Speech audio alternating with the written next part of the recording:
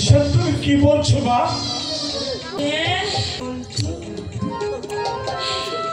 পল্টু এসেছিস? তোর বাপি কোথায় রে পল্টু? ওই বস্তিতে বুঝি? আমি না, আমি তোমার ভবতোষ দাদা। ও আমি ভাবলাম আমার পল্টু বুঝি।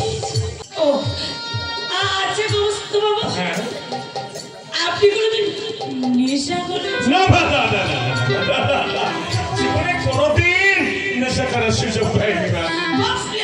আপনাদের কিচ্ছু হবে না। এই যে শুনুন, এই যে আমার দিকে তাকান।